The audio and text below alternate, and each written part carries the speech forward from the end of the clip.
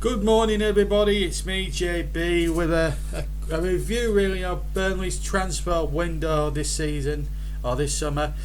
It's not been too bad at the end of it all. Could have been a bit better, to be fair, but when you compare it to last summer's window, when we only bought one player in, that was Dale Stephens, it's not actually been a bad window, and I've got to give credit to Alan Pace. After my little rollicking about a month or two back, he's put his money where his mouth is, and he shelled out a good few quid for players, so I can't really complain. But there was a couple that could and should have been really for us. First of all, I'll touch on the players we brought in first of all, and then the ones that we couldn't bring in a little later. But the ones that we did bring in chronological order. Start of the window, we brought in Nathan Collins from Stoke, £12 million. Signing for the future, it looks like, but apparently, according to a website, he's one of the top 20 young English players to come through. Young players to watch out for. So he's going to be a possible replacement potentially for James Tarkowski. So that isn't a bad transfer as I thought it might have been. He actually played last week in the Cup against Newcastle, and alongside Ben Mee, I actually thought he was, looking back at the game, I thought it was quite immense. So I think we've actually got a very decent defender there. Nathan Collins was our first journey. The second one obviously was the goalkeeper Wayne Hennessy, and he excelled himself magnificently against Newcastle, pulling off worldie after worldie during the match itself, and then the penalty saves, especially the one from St Maximin, was unbelievably brilliant. So those were the first two, and it stayed that way for about a month or so, and we were all thinking, and I was doing videos about it and thinking, what the hell are they doing here? It was just unbelievable. Anyway, Aaron Lennon was the third one in out of five. He's resigned for us. He had a year in Turkey, obviously, and again, that's the only one to me that seems a little bit of dubious. But we've got him. He's still a decent player. Might have something to offer coming off the bench potentially. 34 now. The question mark for me is his age, but he's got bags of Premier League experience. He's played for Tottenham and Everton and Leeds United in the past, so he's got a lot of pedigree about him. Had a decent little stat. Made some decent numbers when he was playing in Turkey last season. But he was the trial. Just to let everyone know, he was the so-called trialist at when we played Newcastle in a behind closed doors friendly before the start of the season early last month. So basically, that was the crux of the matter. Anyway, he signed on the night of the Newcastle game and played in that game as well, the cup game, which we won on penalties. The fourth one, and I think the best signing of the lot, actually, I have to say, and we've been tracking him all summer long, but we got him with 2 days to spare in the window. Maxwell Cornet. I think he's going to be class for us. He can play left wing and left back, so he's got versatility, which might just allow McNeil actually to come into the middle a bit more as well, because when McNeil did come in field, especially against Leeds, he came close with a couple of good efforts. I actually think this is a great signing. He's an exciting player, can score goals, ripped City a new arsehole a couple of times when he was at Lyon, Manchester City that is. So he's got some pedigree about him. He's got some good, he's got some great things about him, and he speaks very good English as well, which always helps. Hopefully he'll do as well as Stephen De Hoor did, and he signed. This shows really his commitment to the Burnley cause. He signed a 5-year deal, which is unbelievable. We don't usually sign players up for 5 years at Burnley. We usually sign them up for 3. So this is for 3 years. So this is like, wow. This is, I have to say, credit to Mr. Pace. He pulled that one out the fire, didn't he? Fantastic. That was great news. Fantastic performance, I have to say, from Alan Pace to get that one over the line. We did sign one more Bob yesterday, and he's a right back, and I think we needed cover in that position. Connor Roberts is the player from Swansea. Good player, very good player, second best assist maker in the Championship last season. Matt Lowton, he's getting a bit old now in age, and he's been shown up a little bit. Bill Bardsley, of course, will probably now retire now, because he's probably going to go down, bless him, down the pecking order, but he's giving some good service as Phil Bardsley, I must reiterate that.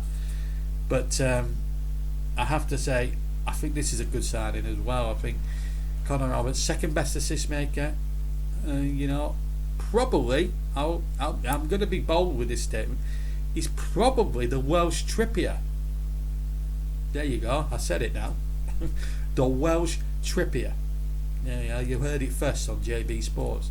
That's the way I see it, because he makes assists, and Trippier, when he was in the Championship, he used to make lots and lots of goals for the likes of Volks and Ings back in the day. So, I actually think he's a very clever signing, and again, credit to Alan Pace.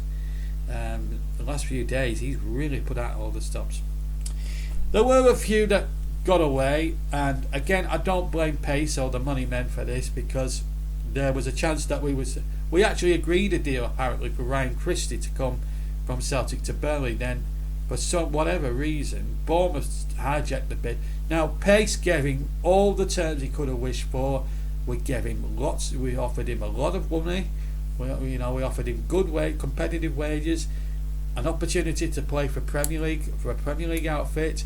We needed a number 10. We didn't get that number 10, unfortunately. He would have been perfect for us. But instead, the silly sod, and he's unambitious. I mean, that's just your typical Celtic player. Unambitious, aren't they? Your typical unambitious player. He decided to, I think he went down to Bournemouth. I'm not quite sure. I know he agreed a deal. I don't know if he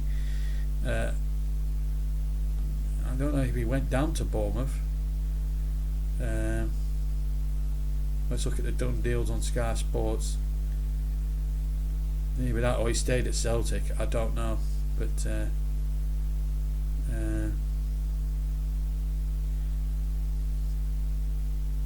we don't know, but as far as I'm concerned, that's just the Premier League, I think.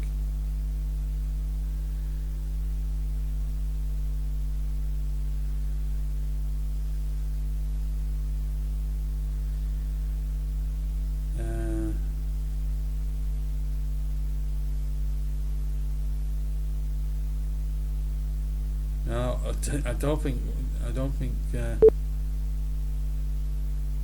they have the Championship.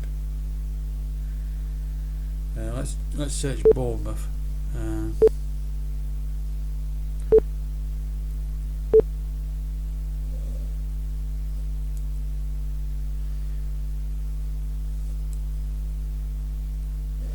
That's the one we're after.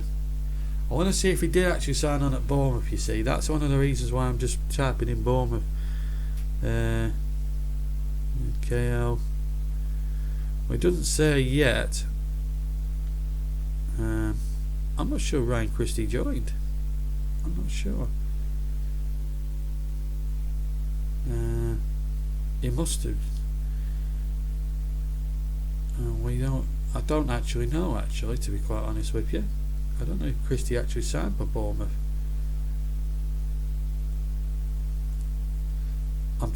Anyway, he got away. Anyway, he preferred Bournemouth. Anyway, I'm sure people will get me later, but he decided he wanted to go to Bournemouth rather than us. Whether he has done or not, I'm not quite sure. But yeah, very disappointing, that one. I've got to be honest. I'm sure people will let me know in the comments below whether he did sign for Bournemouth or not, and if he did, I think he's very unambitious. Why would you reject an opportunity to join a Premier League club on very good terms? Let me tell you, to go and join Bournemouth, who, with all due respect, are a ragtag bunch who are not going to finish mid-table in the Championship. With all due respect, that's my opinion on it. There were rumours that we were going to sign Ross Barkley, but I don't think we would have got him. I think because of the money, we were going to sign him. There was rumours in the newspapers that we were going to sign Ross Barkley on a season-long loan. There was talk about 25% of wages and stuff, but it didn't come to fruition. We were also aiming for Maitland-Niles, according to the papers, but again, I think wages might have been a stumbling block as well. But me personally, I think it was a better window compared to last year. There's no doubt about it. I think Maxwell Cornet signing was out the five the very best that we got. If I'm being picky, I would have liked to have seen us sign another central midfielder. There was an opportunity to sign Will Hughes, which was spurned. So I was disappointed that Will Hughes decided to go to Crystal Palace. But I wanted a striker. We didn't get a striker. I'm not convinced, apart from Chris Wood and Matty Vidra, I don't think Rodriguez and Barnes are up to the level anymore. I've got to be honest, and I hate saying it about one of my own, Jay Rodriguez, but he's missing chances. He's not, he's snatching at things. Wood is our main marksman now. He's our top scorer. I'd have liked to have seen him linked up with a pacey striker, but that's, so that to me is a bit of a disappointment. But when you look at it logically and you look at the window that we've had compared to others, then actually it ain't been too bad. So I can't really complain about that at all. And you've got to say well done to Alan Pace, certainly in the last sort of a week or so, because Al, as our chairman has really pulled out all the stops. He's trying to get another couple of pods in, and we appreciate what he's done there. But unfortunately, Ryan Christie's just an unambitious git who's he just wants to play championship football. You've got the chance to test yourself. I mean, if you had the choice between a Premier League outfit and testing yourself against the very best, including the likes of Cristiano Ronaldo, who's now coming to Manchester United, and people like that, I think you would want to. I think you would want to actually test yourself against them.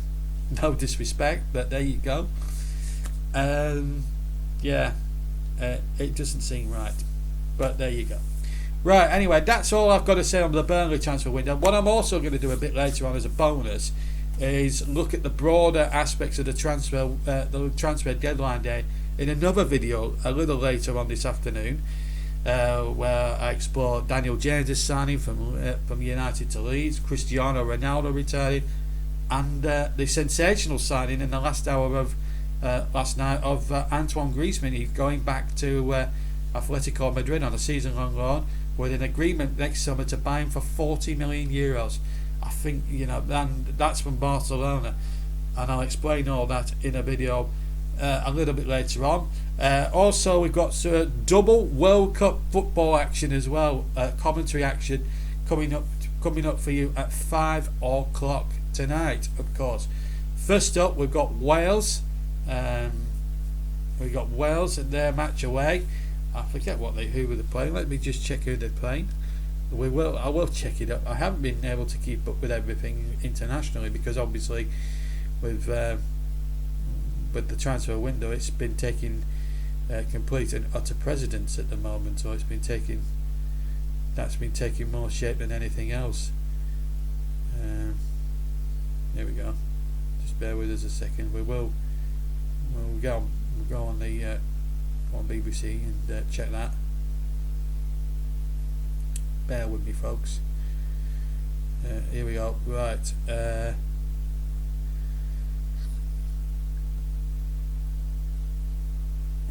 Doesn't say. Let's have a look at it. Go on that. Yeah. So later on, we've got double World Cup qualifiers for you.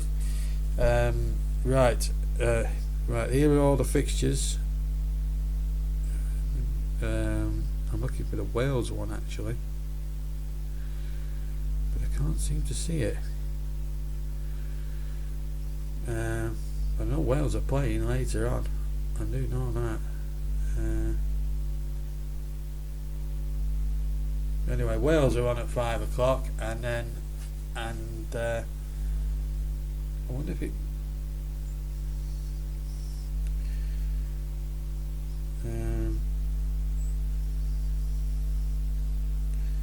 Well, anyway, Scotland are on at later on at 9:40, at 7:45. 8 o'clock kick-off. Wales are on at tea time, so you'll be able to tune in and listen to that as well. So double World Cup qualifiers coming up on JB Sports in association with the Commentary Hub. Sorry about that. In association with Commentary Hub. So plenty to look forward to. I'll have a transfer window video. I'll be commentating intermittently. Russ will be doing the commentary on the Wales game, and I'll be doing Scotland as well a bit later on. So you get double the commentary. How good is that? Anyway, have a fantastic rest of your Wednesday. I'll see you a little bit later on for a broader roundup of the transfer window. But until then, have a fantastic day, rest of your day. Take care, and I'll see you very soon. Take care. Bye bye.